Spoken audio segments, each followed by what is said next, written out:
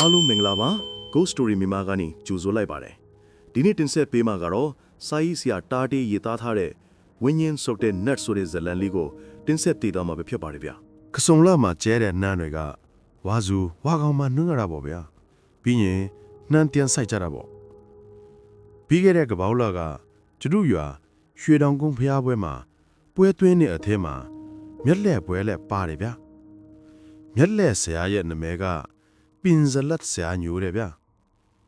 ရုံဝင်ပေါက်မှာအနောက်တိုင်းဝစ်စုံကိုစမတ်ကြကြဝက်ထားတဲ့ဆရာညိုရဲ့ပုံကြီးတွေချိတ်လို့ပေါ့ဗျာဆိုင်းပုတ်ကြီးတွေမှာပင်ဇလတ်ဆရာညိုရက်လက်ဆိုတဲ့ရောင်စုံစားလုံးကြီးတွေကလည်းပရိသတ်ကိုတော်တော်ဆွဲဆောင်နိုင်တာဗျာပြကွက်ပေါင်းကိုမရီးမတွတ်နိုင်အောင်ပြတဲ့ဆရာကြီးမျက်လက်ကိုမိုးလင်းအောင်ပြနိုင်တယ်ဆိုတာစဉ်းစားတာကြည့်တော့ဗျာမျက်လက်သာပြောတာဗျာမွေးလည်းမဲလည်းပြသေးတာမွေးတွေကိုလှလှပပကခွိုင်းနိုင်တဲ့လူတွေပါဗျာမွေးလည်းမဲပြတာကတော့ပင်စလက်ဆရာညိုမဟုတ်ဘူးတခြားဆရာတွေဗျာကျွန်တော်ညွာသားတွေဆိုအဗျာတပေါင်းလားကပြသွားတဲ့မျက်လက်အကြောင်းကိုအခုထိကိုပြောလို့မပြီးနဲ့အောင်ဖြစ်ချိုင်ခဲ့တာဗျာလာမန်းနစ်ဘယ်ဟာပွဲမှာပင်စလက်ဆရာညိုမျက်လက်နှညထဲပေးဖို့တောင်းဆိုနေကြလေရဲ့ဗျို့ဆရာညိုရဲ့ပြကွင့်တော်တော်များများကမော်ပညာတွေဗျကျုပ်ကတော့တိတာပေါ့ဗျာဒါပေမဲ့မော်ပညာကိုမျက်လက်ပြကွက်ဖြစ်အောင်ပြောင်းပြီးပြသွားတဲ့ပင်စလက်ဆရာညိုကိုကျုပ်လည်းချီးမွမ်းတယ်ဗျာဆရာညိုရဲ့ပြကွက်တွေကိုကျုပ်လည်းကြိုက်တာပဲဗျာကျုပ်အကြိုက်ဆုံးပြကွက်တွေကိုပြောပြအောင်မယ်ဆရာညိုကဥရောပဝတ်စွန်ကိုစမတ်ကြကြဝတ်ထားတာဗျာလူကအရက်ရှိရှိပိန်ပိန်ပပမျက်လာကလည်းတူတူလေးခက်ညာပြီးတီးကြည့်တယ်လို့ပါဗျာနှခမ်းမွေးတက်တက်ပါတယ်ဗျာဆရာညိုဇက်စင်ရှိကိုထွက်လာကြတဲ့က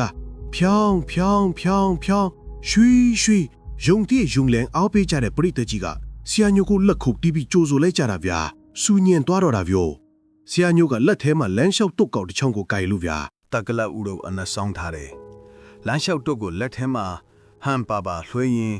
ဟန်ပါပါထွက်လာတဲ့ဆရာညိုကခေါင်းမှာဆောင်းထားတဲ့ဦးတို့ကိုချွတ်တီးပရိသတ်ကိုဦးညွတ်နှုတ်ဆက်လိုက်တယ်ဆိုင်ဝိုင်းကလည်းဆရာညိုရဲ့အမူအရာနဲ့လိုက်တဲ့တီးလုံးကိုတီးလို့ပေါ့ဗျာဆရာညိုကလည်းဇက်စင်ရဲ့ရှေ့တဲ့ကပရိသတ်ကိုတစ်ကြိမ်ဇက်စင်ရဲ့ဘဲဘက်ချမ်းကိုတစ်ကြိမ်ဇက်စင်ရဲ့ညာဘက်ချမ်းကိုတစ်ကြိမ်သုံးကြိမ်တီတီဦးညွတ်ပြီးနှုတ်ဆက်တာဗျာပြီးတာနဲ့ဆရာညိုကနောက်ကိုခြေတလန်းဆုပ်လိုက်တယ်ပြီးတော့နောက်တလန်းထပ်ဆုပ်တယ်ဟာဒါဘာဖြစ်တာတော့ဟာမွေကြီးတုတ်ကောက်ကမွေကြီးဖြစ်သွားပြီဟာပထမပြောလိုက်တဲ့ဟာဘာဖြစ်တာတော့ဆိုတာကဆရာညိုပြောတာဗျာမိုက်သေးကနေထွက်လာတဲ့အတန်ဒုတိယဟာမွေကြီးတုတ်ကောက်ကြီးကမွေကြီးဖြစ်သွားပြီဟာဆိုတာကပရိသတ်ရဲ့အတန်ဗျဟုတ်ပါဗျာဆရာညိုလက်ထဲမှာဟန်ပါပါကင်လာတဲ့တုတ်ချောင်းကချက်ချင်းကိုမွေဖြစ်သွားတာဗျဆရာညိုကလည်းကြောက်လန့်သွားတဲ့ပုံနဲ့ဇက်ခုံပေါ်မှာလွတ်ပြတယ်လက်ထဲကမွေကိုဇက်စင်ရဲ့ဂျန်ပင်ပေါ်ကိုပိချတယ်မွေကပါကျန်းကြီးထထောင်လို့ဗျလူတွေဆိုလည်းစူညံသွားတော့တာဗျဒီအချိန်မှာဘင်ထုတရနေလင်ခွင်းတီးတန်ကစီးချက်အမှန်မှန်တီးပြီးနေတာဗျဆရာညိုကငွေကိုလက်ဝါးထောင်ပြပြီးညှို့တယ်လို့လုပ်တယ်ငွေကပါပြင်းကြီးထောင်နေရကနီးတခေးသေးပါပြင်းပြောက်သွားတယ်ခေါင်းကိုချမ်းပင်မှာချပြီးဆန့်ကြီးလှုပ်ထားတယ်ဗျဆရာညိုကငွေနားကိုကတ်သွားပြီးလက်နဲ့တတ်တယ်လို့လှုပ်ပြီးစက်ကနေကောက်ကိုက်လိုက်တယ်ငွေမဟုတ်တော့ဘူးပြုတ်တုတ်ကောက်ပြန်ဖြစ်နေပြီသူထွက်လာတော့ကကင်လာတဲ့တစ်သားတုတ်ကောက်ပြောင်လိတိုက်ပဲဗျဟာလမ်းလိုက်တာဗျာတုတ်ကောက်ကနေချက်ချင်းကြီးမွေးထပ်ဖျားတယ်လို့ဟာရွှေဖြောင်းပူရဲကြီးပရိသတ်ကသဘောကြီးကြားပြီးလက်ခုပ်တီးတီးတော့တာပေါ့ဗျာကျုပ်ကြိုက်တဲ့နောက်ထပ်ပြကွက်တစ်ခုကယုံပြကွက်ဗျာကျုပ်တကယ်ကိုအံ့ဩတာပါဗျာယုံဖြူကြီးဗျာအကောင်တော်ကြီးတာထိုင်လန်းရင်တပေကြောလောက်ရှိမယ်ဆရာညိုရဲ့တပည့်ကပြခွက်ကိုအစင်းသိမ့်ပြင်ပေးထားတာဗျာစပွဲကုန်းလေးတစ်လုံးပေါ်မှာယုံဖြူတစ်ကောင်ကိုတင်းထားပြီးဘေးမှာဖန်ပလင်းတစ်လုံးလဲချပေးထားတယ်ပလင်းကခမရတို့ကျုပ်တို့အိမ်နေမှာစီထဲတဲ့ပလင်းမျိုးဗျငါပြောဖို့ပလင်းလို့ခေါ်တာပေါ့ဗျာဆရာညိုကသူ့အကြီးဘေးထဲကပဝါတစ်ထဲကိုထုတ်လိုက်တယ်ခောက်ထားတဲ့ပဝါကိုခါပြီးဖြန့်လိုက်တယ်ပဝါကအနက်ရောင်ဗျဖြန့်လိုက်တော့ပဝါကတော်လေးကြီးတာပဲနှစ်ပေပတ်လည်းလောက်ရှိမယ်ရွှေပွဲလာပရိသတ်ကြီးများအထူးစီဝင်စားမဲ့ပြကွက်တစ်ခုပါဒါကိုမော်အတက်နဲ့ပြရမှာပါပင်စလတ်မော်လို့ခေါ်တဲ့အတက်ဗျာဆရာညိုကတော့ မျက်လိဆရာတို့ရဲ့ထုံးစံအတိုင်းစကားတွေကိုတိုင်းတိုင်းဝိုင်းဝိုင်းနဲ့အများကြီးပြောတာပေါ့ဗျာဆရာညိုစကားပြောနေတော့မှနောက်ကနေဘင်းသန်းနဲ့လင်ကွင်းတန်ကလည်းစီးချက်လိုက်ပေးနေတာဗျလူတွေရဲ့အာယုံကိုအပြစ်ဖန်ဆားနိုင်တာပေါ့ဗျာဆရာညိုကစကားပြောလို့ပြီးတော့မှစပွဲပေါ်ကယုံဖြူကြီးကိုဖေသားကြီးထိုင်လိုက်တော့ဟေ့လို့ပြောလိုက်တာနဲ့စပွဲပေါ်ကယုံဖြူကြီးကငေါကနေထထိုင်တာဗျလူစကားကိုတေးသေးချာချာနားလဲတဲ့ကောင်ပါဗျလက်ကလေးနှစ်ဖက်ကိုကွေးကွေးလေးလုတ်ပြီးငိမ့်ထိုင်နေတာဗျဆရာညိုကပါဇက်ကကနေပရိသတ်စိတ်ဝင်စားအောင်စကားတွေပြောပြီးလက်မှာကင်ထားတဲ့ပဝါအနက်နဲ့ယုံကိုအုပ်လိုက်တယ်ခဏလေးပဲဗျပြီးတာနဲ့ပဝါကိုပြန်ဖွင့်လိုက်တယ်ဟာကြည်နေတဲ့သူတွေထအော်ကြတာဗျာအော်တဲ့တဲ့မှာတားတွေလည်းပါတာပေါ့ဗျာယုံကတီးထွက်တာဗျကျုပ်စိတ်ထင်တော့အရင်စတဝက်လုတ်ကိုငယ်ထွက်တာဗျဆရာညိုကထိုင်လျက်ကလေးရှိနေတဲ့ယုံပြုတ်ကိုနောက်တစ်ခါပဝါအနက်နဲ့ထအုပ်လိုက်တယ်ပြီးတော့ဖွင့်လိုက်တယ်ဟာဟုံးပါဗျာပရိသတ်အော်မယ်ဆိုလဲအော်စရာပဲဗျာ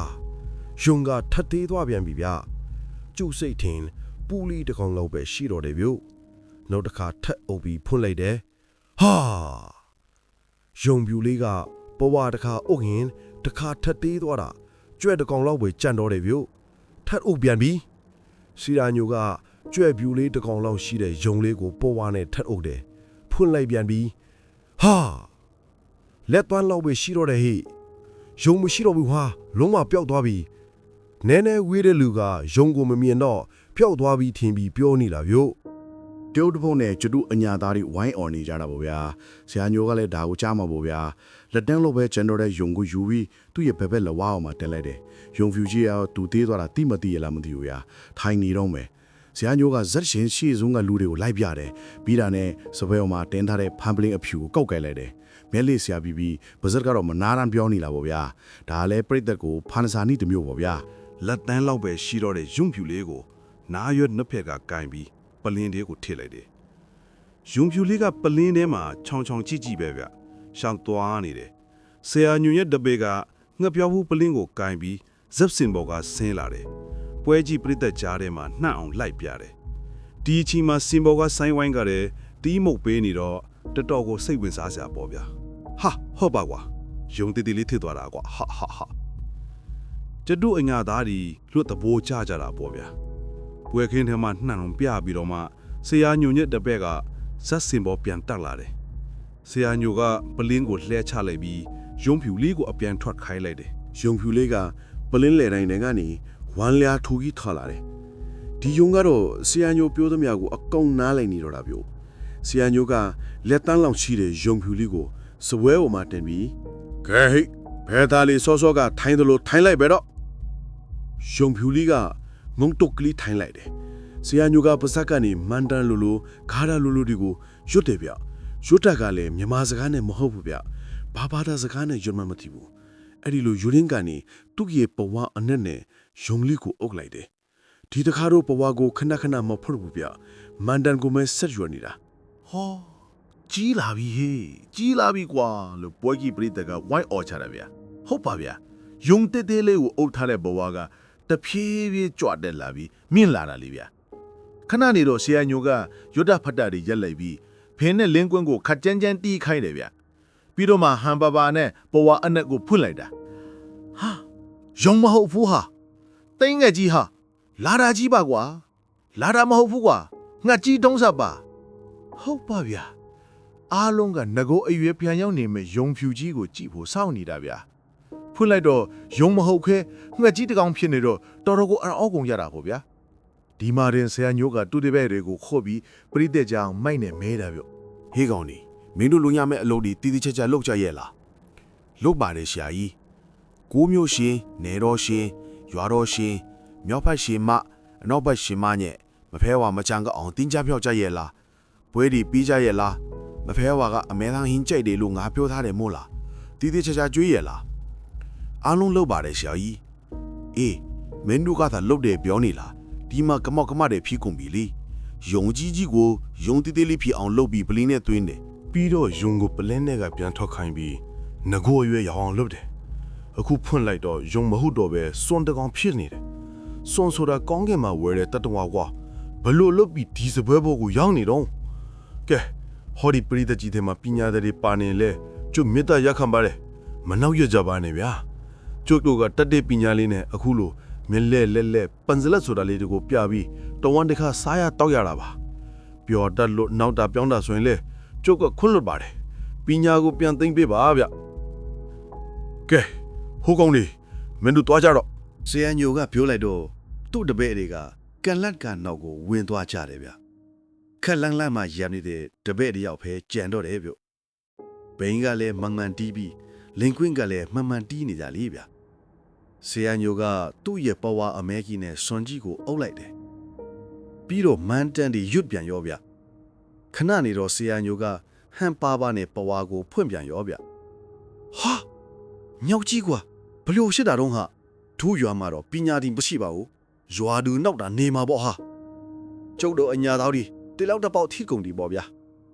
ကျုပ်ကတော့ဆရာညိုညိုပညာကိုမချီးမွမ်းမင်းကိုမနေနိုင်တော့ဘူးဗျဆရာညိုကအန်ဩဟာနဲ့မြောက်ကိုကြည့်နေတယ်ရွှေပွဲလာပရိသတ်ကြီးတို့ခမည်းတော်မြင်တဲ့အတိုင်းပဲဗျာကျုပ်ကတော့ရွာသူနောက်ပြီးဗျခမည်းတော်ကြောက်တဲ့အတိုင်းပဲလေကျုပ်လဲမေတ္တာရက်ခံတာပါပဲဗျဘယ်လို့မှပြောလို့မရတော့ပါဘူးဗျာဒီတော့လေကျုပ်ကဆိုင်ရာပန်ယာနဲ့လှုပ်ရတော့မှာပေါ့ဗျာကဲတပိတ်မောင်စိန်ကိုမျိုးရှင်ပွဲတွားယူခဲ့ကွယ် ဘေးမှာရပ်နေတဲ့ဆရာညိုရဲ့တပ်ဖိုင်မောင်စိန်ဆိုတဲ့လူကဆက်စင်နောက်ကိုခတ်တုတ်တုတ်ပြေးဝင်ပြီးခတ်တုတ်တုတ်ပြန်ထွက်လာတယ်မောင်စိန်ကကရိုပွဲကလုံးပွေလာပြီးဆရာညိုကိုပေးတယ်မင်းခေါင်းပေါ်မှာရွက်ထားမောင်စိန်မောင်စိန်ကကိုမျိုးစင်ပွဲကိုခေါင်းပေါ်မှာရွက်ထားလိုက်တယ်ကိုမျိုးကိုထားကိုတကားအပိုင်ရပါတယ်ကိုမျိုးရှင်များကျွန်ုပ်ပင်စလက်ဆရာညိုကိုရွာသူနှောင်နေပါပြီကိုမျိုးရှင်ကိုတိုင်းချစ်ချင်းကြွလာပြီးရှင်းပေးပါခင်ဗျာဆိုင်ဝမ်ကနတ်ဆိုင်ကိုမြိုင်းနေအောင်တီးပေးတာပြောအဲ့လိုပြောဆိုပြီးတော့ဆရာညိုကသူ့ရဲ့ဘဝအနက်နဲ့ဟိုကုတ်တီကုတ်လွတ်နေတဲ့မြောက်ကိုအုပ်လိုက်တယ်မြောက်ကတော့ဘဝအနက်ကြီးအုပ်ရတဲ့ကိုလှုပ်လုံနေတာဗျ ဟာဖြောင်းပွဲခင်းကြီးတစ်ခုလုံးလက်ခုပ်တီးကြတာဆူညံသွားရောဗျာကျုံလဲသဘောကျလွန်းလို့လက်ခုပ်တစ်ဖြောင်းဖောင်းတီးလိုက်ရောဗျစောကယုံဖြူကြီးဗျငုတ်တုတ်ကြီးထိုင်လို့ဒီတော့မှဆရာညိုကပရိသတ်ကိုရေပြီးလက်ဝှေ့ကြတယ်မလွယ်ဘူးဗျာခမားတို့နဲ့တွေကိုတော့ကျုပ်တော်လန့်သွားတာအမှန်ပါပဲဗျဘယ်နဲ့ဗျကျုပ်သားကြီးမောင်ဖြူပျောက်သွားပြီးစွန့်ဖြစ်လို့ထစ်မြောက်ဖြစ်လို့ထစ်နဲ့ကျုပ်ထင်မန်တန်နေရွတ်လိုက်ရတာချွေလုံးကိုပြန်လို့ ဆရာညိုကရောရင်းနဲ့ယုံဖြူကြီးကိုပွေယူလိုက်တယ်ကဲဖေသောမောင်ဖြူကြီးပရိသတ်ကြီးကိုဥညွတ်ပြီးနှုတ်ဆက်ကြဆိုကွာဆရာညိုကယုံဖြူကြီးကိုဘဲလက်နဲ့ပွေပြီးပရိသတ်ကိုဥညွတ်တယ်ယုံဖြူကြီးကလည်းဆရာညိုလှုပ်တယ်လို့ဥညွတ်တယ်ဗျ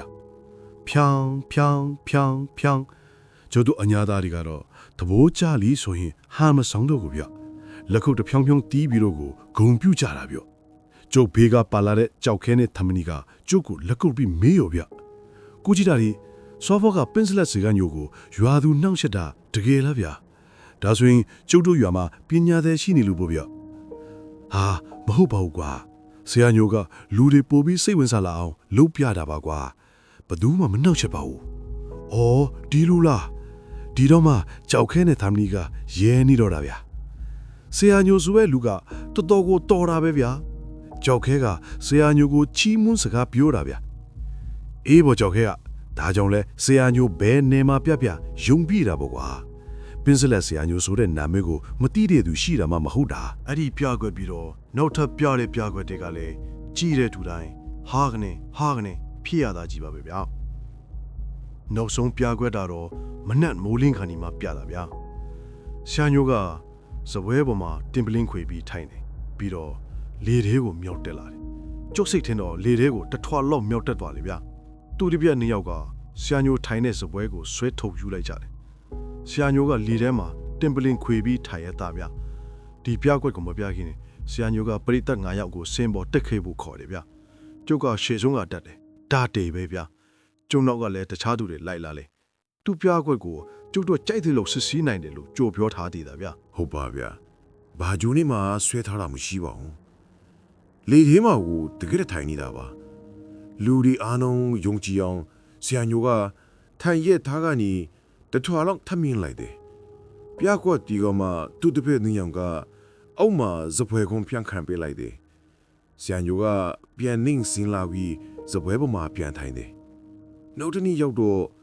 တရွာလုံးများဆရာညိုအကြောင်းကိုပဲထမင်းမေ့ဟင်းမေ့ပြောနေကြတော့တာပြို့နောက်နေ့ဘုရားပွဲမှာဆရာညိုမျက်လစ်ကိုပါအောင်ထဲဖို့စာကြောက်ကြိုပြီးချုပ်ဖို့ရွှေတောင်ကုန်းဘုရားပွဲဖြစ်မြောက်ရေးကော်မတီကိုဝိုင်းပြကြတော့တာပဲဗျာဘုရားပွဲကော်မတီကလည်းစိတ်ချပါဆရာညိုမျက်လက်ပါစေရမယ်ဆိုပြီးခရီးပေးကြရတာပေါ့ဗျာဒီနေ့တော့အဘရောကျုပ်ပါຢာထဲမှာပေါင်းတော့ကြရလို့ပင်မနေကြတာဗျမနဲ့အစိုးကြီးຢာထဲဆင်းပြီးညနေဆောင်မှအလောက်တင်ကြရတာဒါတောင်ရွာတွေကပေါင်းတော့လိုက်မဲ့သူတွေကိုအကုန်ခေါ်ပြီးနှုတ်ရတာဒီနေ့အပြီးတတ်သွားပါပြီသမင်းစားပြီးတာနဲ့ကျုပ်ကနဂါးစေးပေါ်လစ်ကလေးကိုဖွာတယ်ခုံတန်းရပေါ်မှာအညောင်းဆန်ရင်နားနေတာပေါ့ဗျာကိုကြီးတာဒီ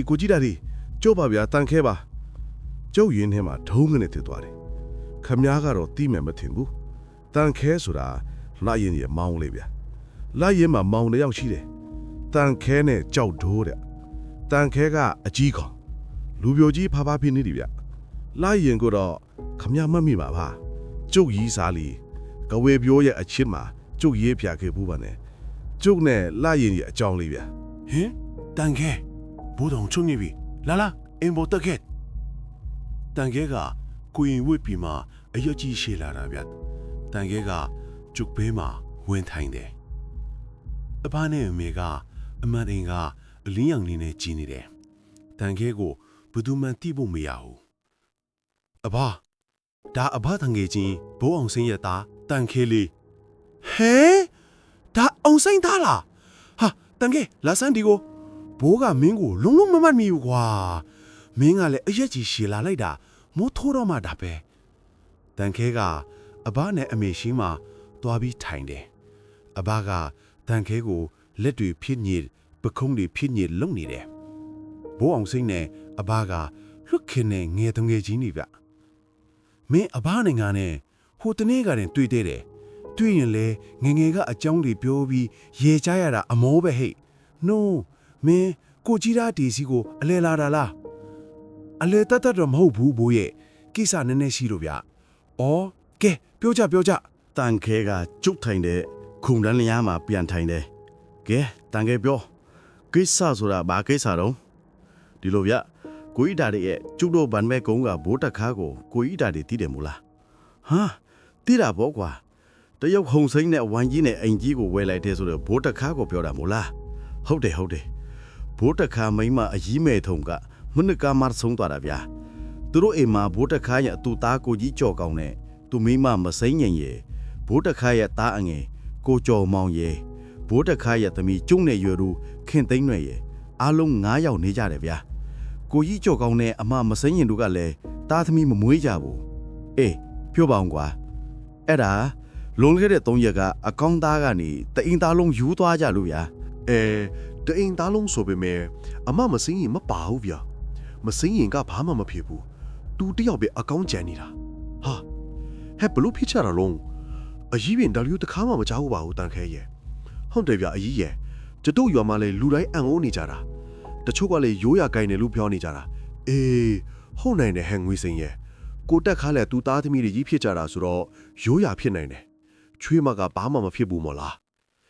အမေကလည်းသူ့ထီမင်းသားတွေပြောတာပေါ့ဗျာအဘကတော့ခေါင်းလေးတငိမ့်ငိမ့်လို့ပြီးမှပြောတာဗျရိုးရကြီးပဲလူမနေနဲ့အောင်ဟဲ့ငွေစင်ရဲ့လူပြူစားတာလည်းဖြစ်ချင်းဖြစ်နေမှာကျုပ်ကတန်ခဲကိုမတိမတာအကဲခတ်ပြီးမေးလိုက်တယ်နေပေါင်းတန်ခဲရဲ့မင်းကားကိုဒီကြောင်လာပြောတာဘန်ဘွေးကောင်ကတရုတ်ရောက်ပြောခိုင်းတာလားဟာမဟုတ်ဘူးဗျကျုပ်ဘာသာလာပြီးမေးစမ်းကြည့်တာပါဗျာမင်းနဲ့ဘိုးတခါသားကြော်မောင်းနဲ့ရင်းနေတယ်ထင်တယ်မဟုတ်ဘူးကိုကြီးဒါတွေကျုပ်အမှန်တိုင်းပြောပြမယ်ကိုကြီးဒါဒီကကျုပ်ရဲ့မတော်လိုက်ရတဲ့ရောက်ဖပဲဗျာဒီလိုဗျာဘိုးတက်ခါသမီးမသိမ့်ွယ်နဲ့ကျုပ်နဲ့ကသမီးစားဖြစ်နေတာကြပြီဗျာ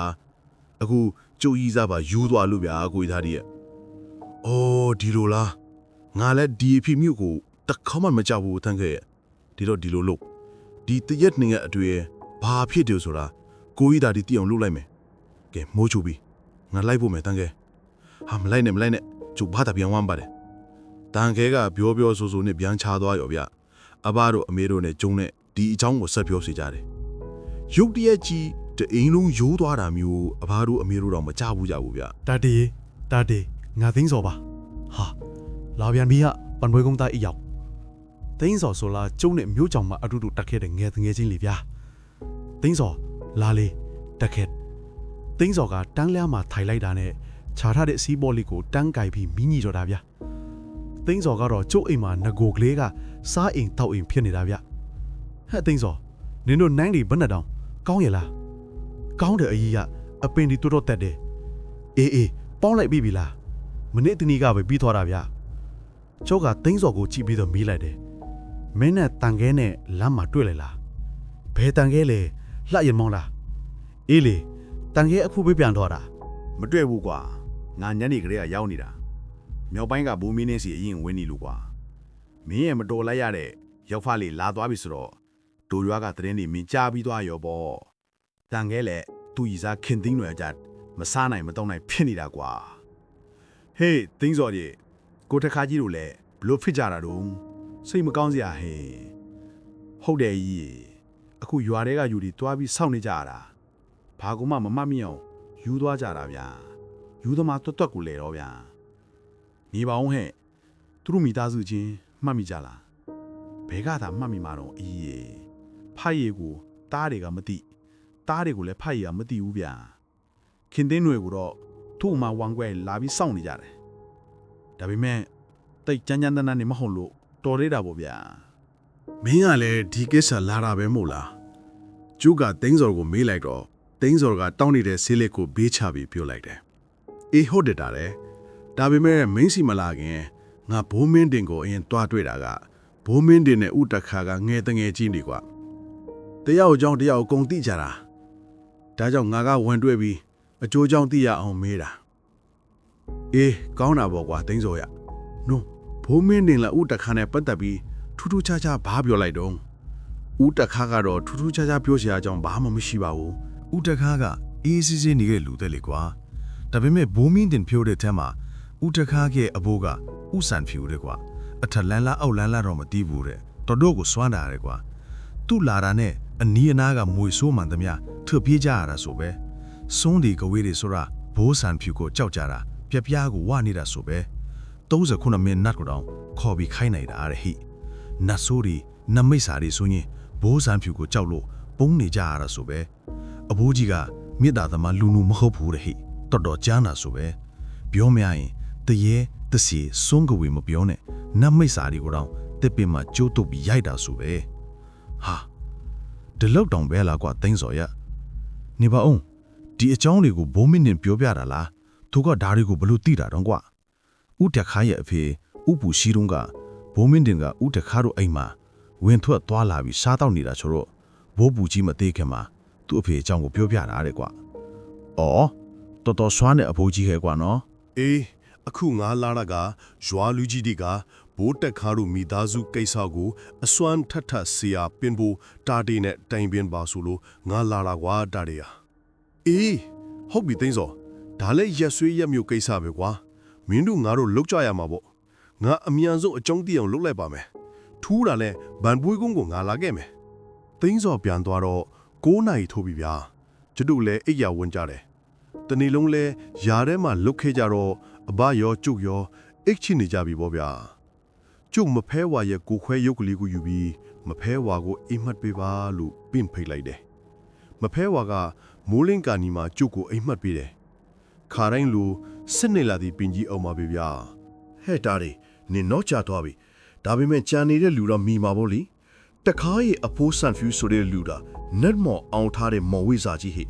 ငါတို့တွေအားလုံးသူ့ကိုကြောက်ကြရတာနမိတ်စာကိုဖမ်းပြီးပလေးနဲ့ထဲ့တယ်ပြီးတော့မြစ်သေးကနေပင်လေထဲရောက်စေလူအဓိဋ္ဌံလူပြီးမျောလိုက်တာအဲ့ဒီပလင်းဟာပင်လေထဲနှစ်တရာလောက်မျောနေပြီးတော့မှဗမာပြည်ဘက်ကိုပြန်ရောက်လာပြီးပင်လေကမ်းခြေမှာတင်နေလူငယ်လေးတယောက်သာပလင်းကိုကောက်ယူပြီးအဖုံးဖွင့်ကြည့်တယ်ဒီမှာတဲ့နမိတ်စာလွတ်သွားပြီးအဲ့ဒီလူငယ်ကိုတတိလစ်အောင်လွတ်လိုက်တယ်ပြီးတော့အနှစ်တရာလုံးဝိညာဉ်ငတ်နေတဲ့နမိတ်စာဟာကောင်လေးရဲ့ဝိညာဉ်ကိုဆုပ်ယူခဲ့တယ် သူကဝင်းရင်တစ်ခါစုပ်ရင်ဆယ်နဲ့အသက်ရှည်တယ်။အဲ့ဒီဝင်းရင်စုပ်တဲ့နမိတ်စာကသူ့ကိုပင်လေတဲ့မျောဟဲ့တဲ့မော်ဝိဇာဆံပြူကိုရှာတယ်။ဒါပေမဲ့ဆံပြူမရှိတော့ဘူး။သူသားငပုတော့မရှိတော့ဘူး။သူမြစ်တခါတော့ရှိသေးတယ်ဆိုတာတီးသွားတာနဲ့ချက်ချင်းလိုက်လာပြီး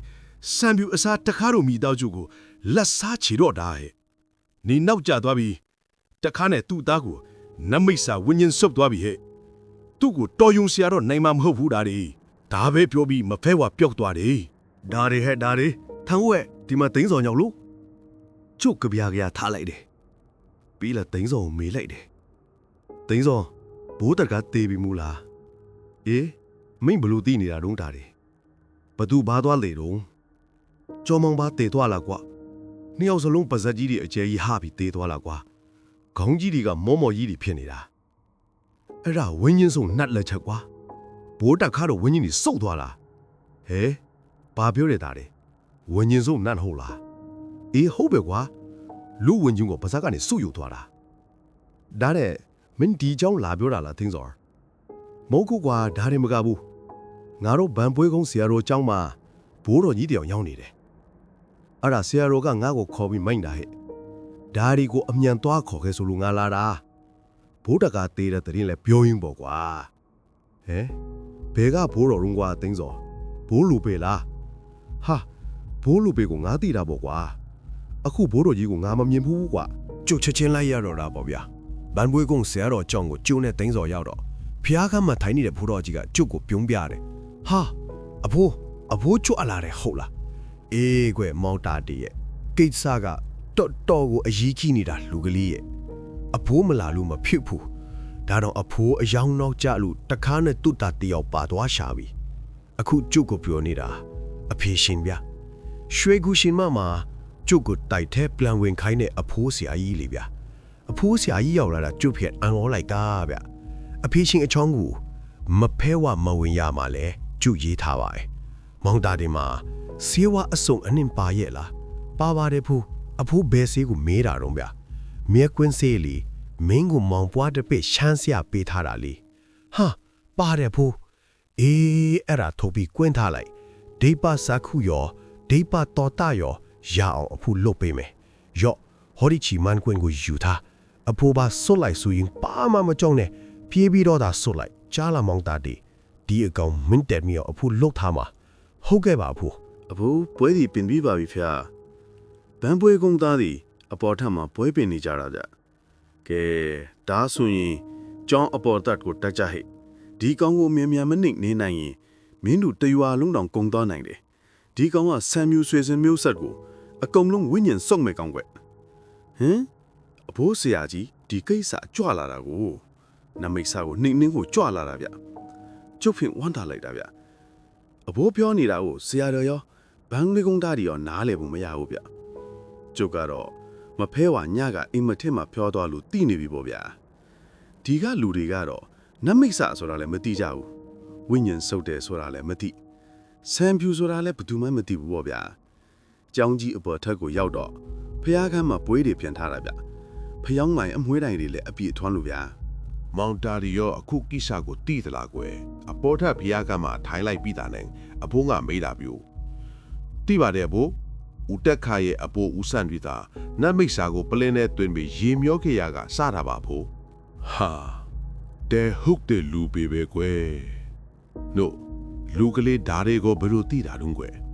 မဖဲဝါကွာပြတာပါအဖိုးဩအေးဟုတ်ပြီ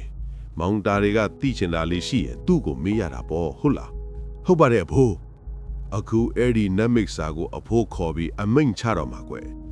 ဒါပေမဲ့ဒီကောင်ကနတ်မိတ်ဆာဆိုတော့အင်မတန်ဆိုးတာအဘိုးတို့ကလည်းသူ့ကိုချွေလွန်လေးလွန်ဖိအောင်မလူချင်ကြဘူးကွဒါပေမဲ့အမိတ်မနာကညင်တော့လေငရဲရောက်အောင်ပို့ပေးရမှာပေါ့ကွဘန်းပွေကုန်းသားလေကျောင်းထဲမှာပြည့်နေကြပြီပြောတယောက်စကားတယောက်နားပေါ့ဗျာကဲအားလုံးဝေးဝေးမှာတွားထိုင်ကြအန်ဒရဲများတယ်အဖိုးဆရာကြီးကပြောလိုက်တော့ဘန်းပွေကုန်းသားတယ်ကျောင်းကြီးရဲ့နေရန်မှာတွားကပ်ပြီးထိုင်နေကြရောဗျာကဲမောင်သားတယ်အဖိုးဆရာပေးတဲ့ချီမန်းကွင်းကိုအစင်သင်ပြင်ထားပြီးတော့ကွဟုတ်ကဲ့အဖိုးဟော်ရီဇမ်ဘူးတခွေမှာအဖေရှင်အမိန်ပြန်လိုက်မယ်အားလုံးကြားသိစေကြသမှုတရားတဲ့မျောနေရကပြန်ရောက်လာတဲ့ဝိညာဉ်စုပ်နမိတ်စာကောင် တင်ရှိရာအရက်ကနေအခုချက်ချင်းငါရှိမောက်ကိုရောက်ရှိစေရမည်အထက်ပုတ်ကိုကြီးများအားလုံးရဲ့အမိန့်တော်ဝုန်းဟာအမိန့်ဆုံးတာနဲ့ရောက်လာပြုတ်အဘိုးဆရာကြီးအမိန့်ပြင်းချက်ဗျအောင်မလေးနမိတ်စာရဲ့ခေါကစပင်ကစုတ်ဖွားကြီးဗျခေါမှာရှပန်းထေအနီကိုဘောင်းစနုတ်ဖတ်ချပြီးပေါင်းခါတာမျက်လုံးကြီးကလည်းပြူးထွက်နေတာဗျလူတွေကိုလိုက်ကြည့်နေတယ်ပြီးတော့အဖေရှင်ကိုတေးသေးချာချာကြည့်နေတယ်တင်ပလင်ချိတ်ထိုင်းနေတာဗျအယိုသေးလည်းမပြူကျုပ်ရာဆိုရင်ကွေးကိုကျုပ်ဆန်နေတာ